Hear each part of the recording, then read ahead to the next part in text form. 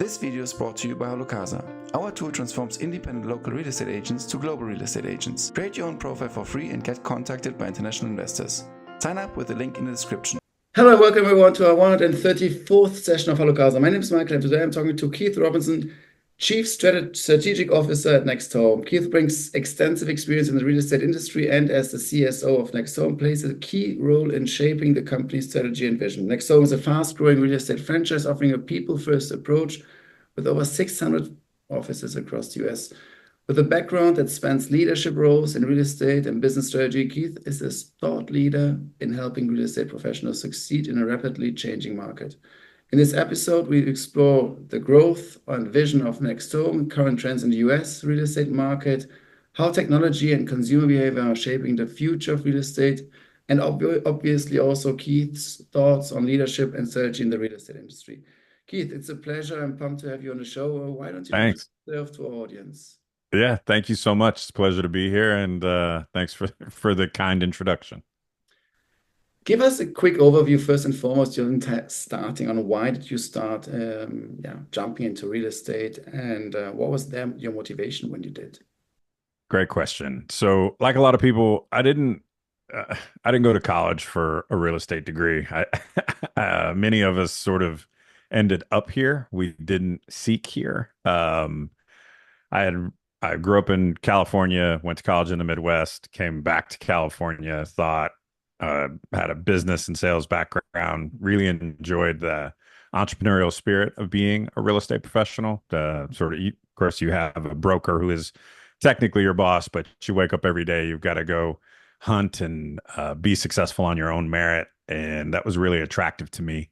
And so I sort of ended up in residential real estate and then immediately fell in love with it. And was in sales for years and then transitioned to the leadership track, did both for a little while, and have been running real estate organizations for, I guess, roughly the last 22 years or so and 26 years in residential real estate. What motivates you of real estate itself?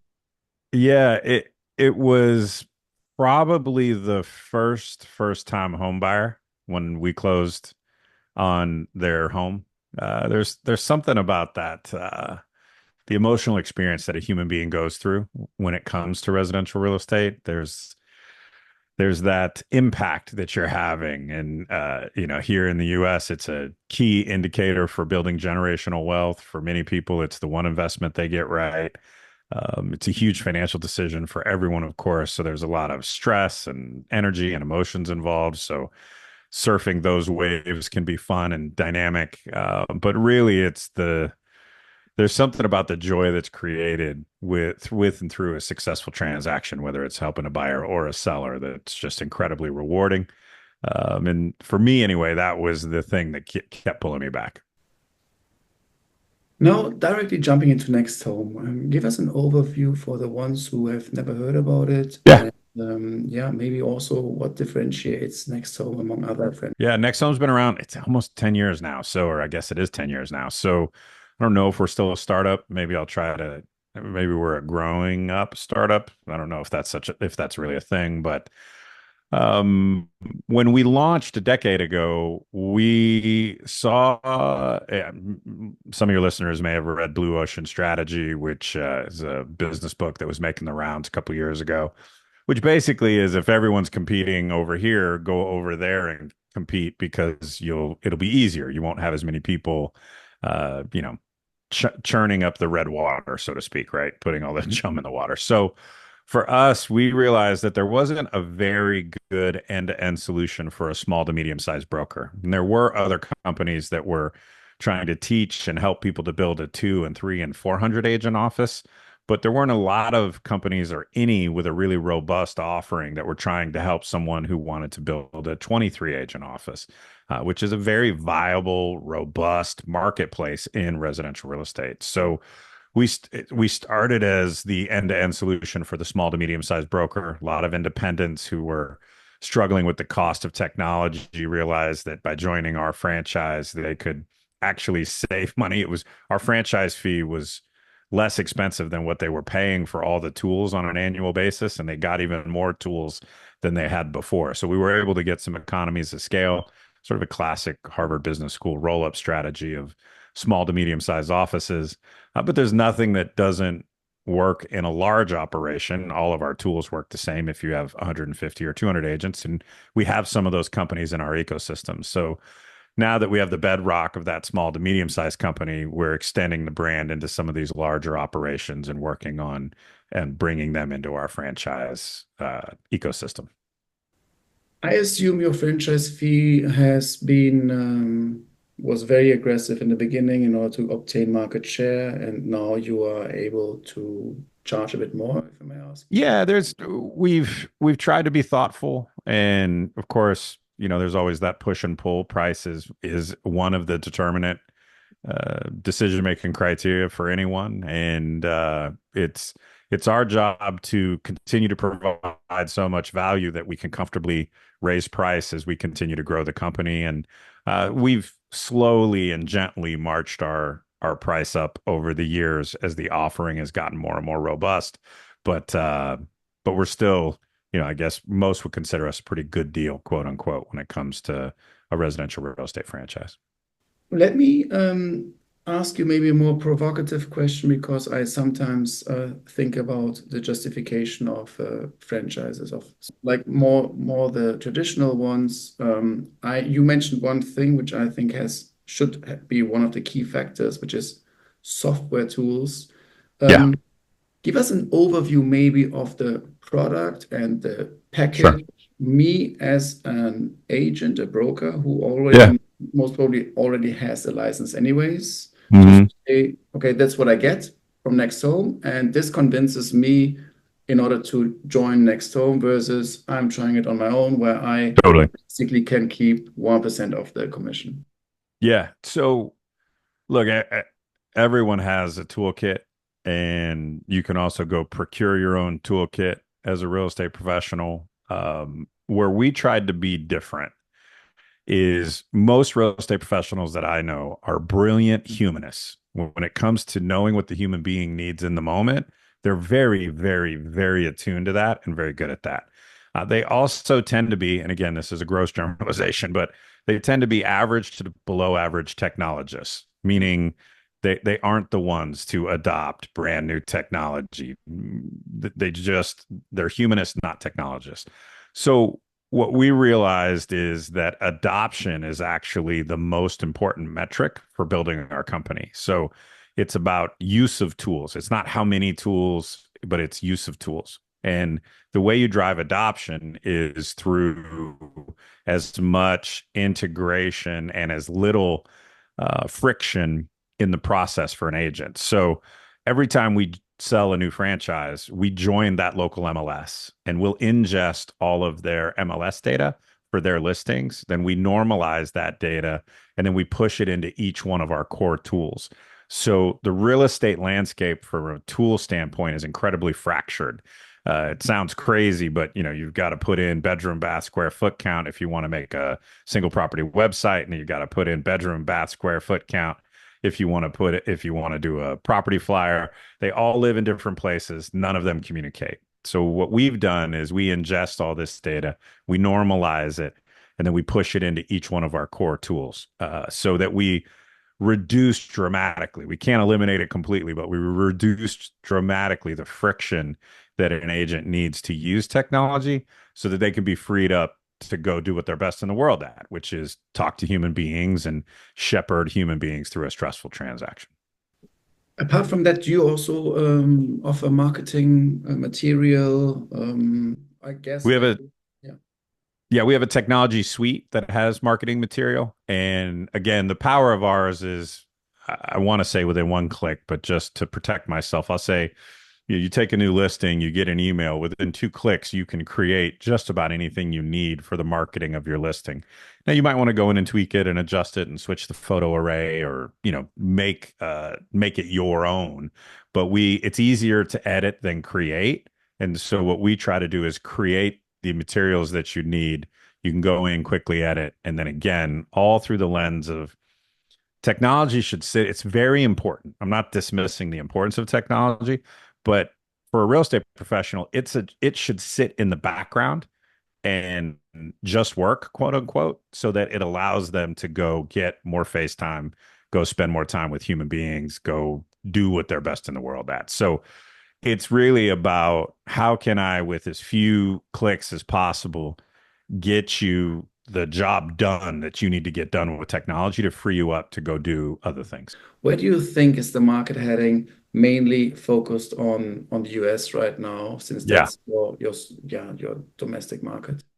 good question. Well, let me start with I think you can get a little bit of science if you're thinking about 1 year out. 5 years out is a little more like science fiction. It's much harder to, yeah, I don't know how many of us had global pandemic on our bingo card, right? When we were doing our 5 year plan. Not too many people did. So, but when it comes to technology and real estate in the near term, obviously I think AI holds a huge place in the future of all businesses, and that would include residential real estate. I've I've built a couple different AI bots. We're currently in development on a few more for the company. I really do believe that artificial intelligence is sort of the next. This isn't just a hype cycle like maybe the metaverse or Bitcoin or some of the other hype cycles that we've been through. I think AI is real. I think it's here to stay. I think it is a huge leverager. It'll be comparable to the world pre-internet and post-internet. I think there will be a pre-AI and post-AI. I think it's that big an influence. So we're definitely leaning heavily into exploring how we can use AI. Again, though, every time we think about it, it's through the lens of how can not because I believe someday a human being will work with an AI real estate agent. I don't think that's true. We're tribal creatures as human beings. We've spent much more time around a campfire than we have around a computer screen. Normally, human beings, because of the tribal nature, when we're making a really big, important decision, we look to other human beings, even if it's an inferior approach. We look to other human beings to help us know that we're making the right decision. I don't see that changing fast. We've been wired with this brain for a really long time. So, but I do think an AI empowered agent is the agent of the future. And so I don't think real estate is going to be deemed obsolete by AI, but I think an agent using AI will make an agent not using AI obsolete.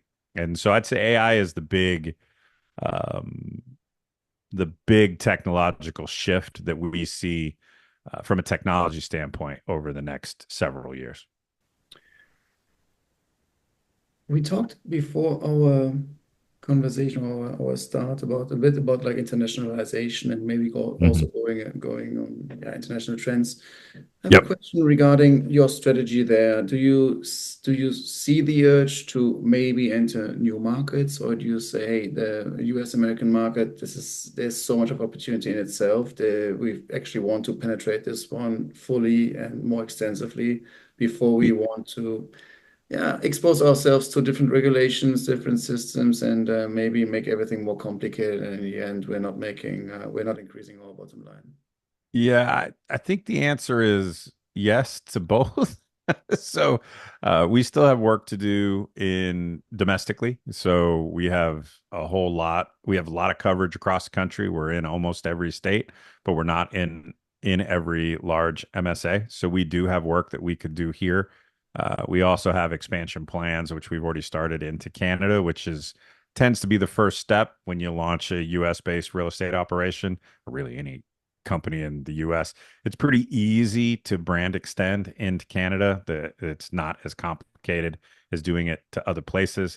And then the next step for us would be to continue to look at international growth.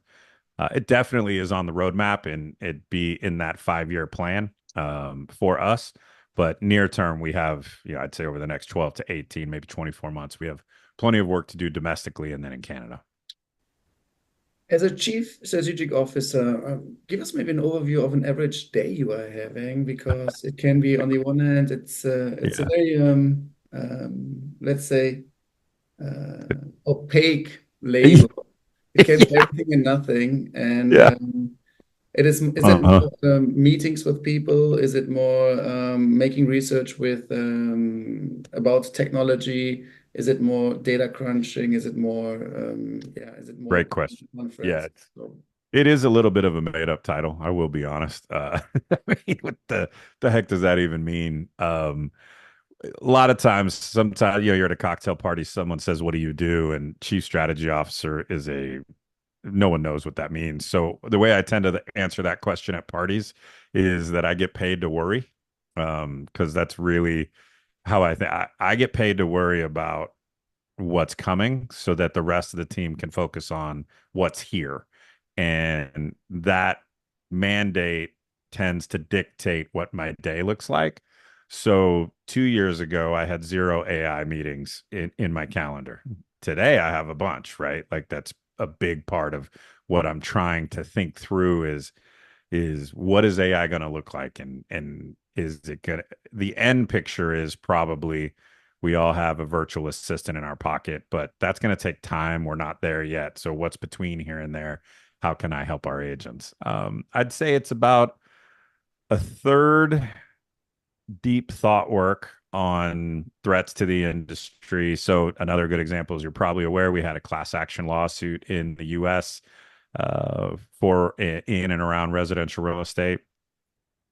That again was kind of on my radar over the last couple of years, but once there was the judgment and then a settlement after that judgment, it went from important to urgent, right? And so did a lot of work with our CEO and our top agents in the company on, okay, how are we going to prepare for these changes? What are our thoughts around these changes? So about a third is deep thought work. About a third is tool evaluation, just looking at different tools. You got to kiss a lot of frogs to find the one that's really going to be the tool that's going to impact and generate more productivity and better quality of life for our agents. And then about a third is miscellaneous, right? I do some speaking inside the industry and outside the industry to help the brand. I never want to lose sight of what it's like to sit in a conference room or dining room, work with a client. So I go to our markets frequently, multiple times a year. I'll go spend time with our top offices, top agents. I want to know what it's like when they're meeting with a client and what are they struggling with, and where are the holes. So that's really how I'd break up my time. And yeah, it's definitely kind of a made up title though. may I ask you regarding a comparison to eXp Realty, and Sure. if you are maybe also aspiring to go a little bit that route? They're very big now, they're international. Yep. Because I also understand that you are mainly virtual, like you don't have the office. We're a mix. So we're a mix of virtual and brick and mortar. And then there's one big distinction between EXP and us, and that is that EXP is a brokerage and we're a franchise model, right? So EXP has built their company they by being a brokerage. That means their agents work directly for them. We're a franchise delivery system. So while I respect a lot what EXP has done and continues to do, and I think that there is a place for them, and Leo, their CEO, is someone that I've talked to before and a good guy and brilliant, and I'm sure they will continue to be successful. They're not really a competitor of ours, because our competitors are other franchise delivery models. But I'm impressed with the growth that they've had, of course. Their expansion into international has been great, and one that I plan on talking to Leo about how he did it. So when it's our time, we're ready. Yeah. Perfect. Keith, I want to keep it short because I know your time is limited. I really Yeah. appreciate the conversation. My pleasure. You gave us a quick overview of your role, of your trajectory, of NextHome itself. It's a very interesting model. I really appreciate My pleasure. your detailed description, and also regarding the next steps and the growth. And Yeah. finally, you gave us a very good comparison regarding EXP and NextHome. Are there any final thoughts you would like to share with the audience, which we haven't shared, or any concluding sentences? I don't think so. I mean, I think what we've covered is really, and I probably said it a few times, but I have a huge belief that we have a slogan or a mantra around NextHome that's called humans over houses, which basically means if you take care of the human being in the transaction, the selling of houses takes care of itself. And anytime we lose sight of that sort of North Star of focusing on the human being in the transaction, that's when our industry gets in trouble. And every time we maintain that rigor around thinking about what's best for the client, we tend to do pretty well as an industry. And I think that's true across any and every border. There is a pretty cool website we have, humansoverhouses.com, which shares, it's not a NextHome specific site. We just share the stories of residential real estate. So if anyone was curious about looking into that a little more, I think it's worth spending a few minutes of your time to hear some of the good things that we do as an industry and how we help people and the importance of what we do. I must say, I totally confirm that. Looking at your website, what definitely sparks is the human touch and the Yeah, focus on the people. And it's yeah. and maybe I'll close with this. I think, look, I'm chief strategy officer. I get paid to worry. I said that earlier. So when you think, I'm also a military strategy nerd. So I tend to think about what's the most defensible position for us as an industry. If you're in residential real estate, where should you put your fort? Where should you build your wall and say this is the most defensible position? And to me, it's at the human being. That is what that is. They need us. We need them. They want us. We want them. It's not technology, though that's critically important. Even though I've been, yammering about AI for a few minutes now, it's not AI. It's all through the lens of that connectivity with the human being. We're a long, long, long ways away from technology replacing a human in a residential real estate transaction. It's too big. It's too important. It's too complicated. Someday, maybe, but I'm 53, probably not in my lifetime. So if we maintain the focus on the human being in the transaction, the rest of it will take care of itself.